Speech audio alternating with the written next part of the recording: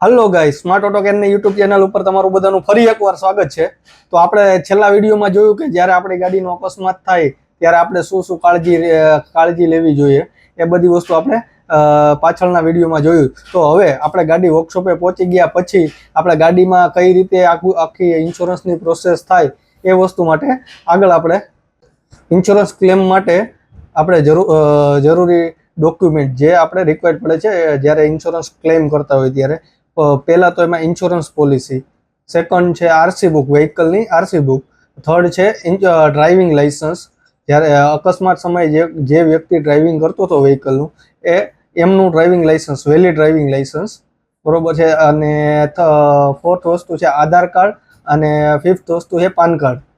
અને જો અકસ્માત કોઈ પણ થર્ડ પાર્ટી લોસ છે અથવા તો કોઈને ઈજા થઈ છે અથવા તો કોઈ ડેથ કેસ છે એવા કિસ્સામાં એફઆઈઆર કરવી કમ્પલસરી છે।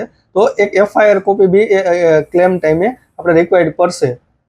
અને કોમર્શિયલ કેસ જેમ કે ટેક્સી પાસિંગ ગાડી છે તો એમાં એડિશનલ બે ડોક્યુમેન્ટ હોય છે, એક પરમિટ અને ફિટનેસ, વ્હીકલની પરમિટ અને ફિટનેસ। જો આઉટ સ્ટેટમાં અકસ્માત થયું છે તો એ સ્ટેટની જે ટેક્સ રિસિપ્ટ હોય અને પરમિટ હોય એ પરમિટની રિક્વાયરમેન્ટ પડે છે, પણ આ વસ્તુ ફક્ત અને ફક્ત કોમર્શિયલ વ્હીકલ જે ટેક્સીમાં ચાલતી હોય એવા વ્હીકલ માટે જરૂરી હોય છે।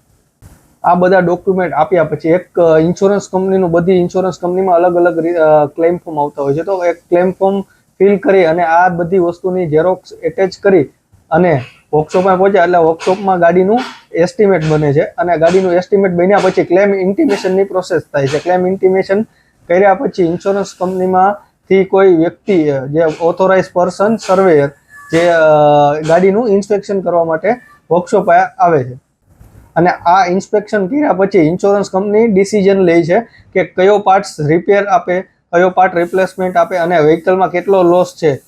ઇન્સ્યોરન્સ કંપનીનું અપ્રુવલ આવ્યા પછી આપણે વ્હીકલમાં ગાડીને રિમૂવ કરવાની હોય છે। રિમૂવ કર્યા પછી એમાં એડિશનલ કોઈ પણ જાતનો અપ્રુવલ હોય કે જે અંદરના પાર્ટ્સ કોઈ પણ જાત ડેમેજ નીકળ્યા તો એના માટેની એક અલગથી આખી સપ્લિમેન્ટરી એસ્ટિમેટ બનતું હોય છે। એ સપ્લિમેન્ટરી એસ્ટિમેટ બન્યા પછી ઇન્સ્યોરન્સ કંપનીમાં પાછું અપ્રુવલ માટે જાય છે અને એ અપ્રુવલ આવ્યા પછી આખું ગાડીનું આપણું જે કામ હોય છે એ કામ કરવાનું હોય છે અને ઇન્સ્યોરન્સ કંપનીનું કામ ગાડીનું વ્હીકલનું કામ જે રિપેરિંગ વર્ક છે એ કમ્પ્લીટ થયા પછી જ્યારે આપણું વ્હીકલ કમ્પ્લીટ થઈ જાય એટલે પછી એક ઇન્ટિમેશન આપવાની હોય છે ઇન્સ્યોરન્સ કંપની। જ્યારે વ્હીકલ કમ્પ્લીટ થઈ જાય એ પછી ઇન્સ્યોરન્સ કંપનીનો કોઈ માણસ આવી અને વ્હીકલનું ઇન્સ્પેક્શન કરે છે અને જે પાર્ટ્સ આપણે નાખ્યા છે એ ઇન્સ્પેક્ટ કરે છે કે આ વ્હીકલમાં જે નવા પાર્ટ્સ નાખ્યા છે એ ઇન્સ્પેક્ટ કરે છે અને જે ડેમેજ પાર્ટ છે એનું ઇન્સ્પેક્શન કરે છે।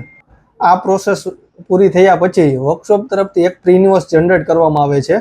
પ્રી ઇન્વોઇસ એટલે જે વસ્તુ વ્હીકલમાં નાખી છે એનું જે લેબર એસેસમેન્ટ છે ઇન્સ્યોરન્સ કંપની આપ્યું છે એ પ્રમાણે એક પ્રી ઇન્વોઇસ જનરેટ કરવામાં આવે છે, એ ઇન્સ્યોરન્સ કંપનીને મોકલવામાં આવે છે અને ત્યારબાદ ઇન્સ્યોરન્સ કંપની એના ઉપર વર્ક કરી અને એમની ફાઇનલ લાયાબિલિટી કે જે અમાઉન્ટ પેએબલ છે એ પેએબલ અમાઉન્ટ માટે એક મેલ કરે છે વર્કશોપને અને એ વર્કશોપ પછી ગાડી વ્હીકલ ડિલિવરી કરવામાં। અને આમાં પણ બે કિસ્સા હોય છે કે ઘણા વર્કશોપમાં અમુક ઇન્સ્યોરન્સ કંપનીના ટાઈપ નથી હોતા, તો એવા કિસ્સામાં ઇન્સ્યોરન્સ કંપનીમાં પ્રી ઇન્વોઇસને એ બધું દીધા પછી એક એની કેન્સલ ચેક ઇન્સ્યોર્ડનો જેના નામની ઇન્સ્યોરન્સ પોલિસી છે એમનો એક કેન્સલ ચેક આપવામાં આવે છે અને એ પેમેન્ટ ઇન્સ્યોર્ડના ખાતામાં કરવામાં આવે છે। બાકી કેશલેસ ફેસિલિટી વાળા વર્કશોપ છે એમાં ઇન્સ્યોરન્સ કંપની ડાયરેક્ટલી વર્કશોપના અકાઉન્ટમાં જ પેમેન્ટ કરે છે।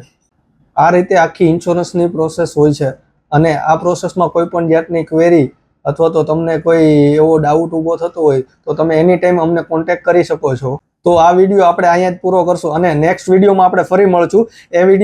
નેક્સ્ટ વિડીયોમાં આપણે ઇન્સ્યોરન્સ પોલિસી વિશે જાણશું કે ઇન્સ્યોરન્સ પોલિસી લેતી વખતે આપણે એમાં શું ધ્યાન રાખવું। આવા જ ઇન્ફોર્મેટિવ વિડીયો જોવા માટે અમને લાઇક કરો, સબસ્ક્રાઇબ કરો અને બેલ આઇકોન દબાવવાનું ભૂલતા જ નહીં।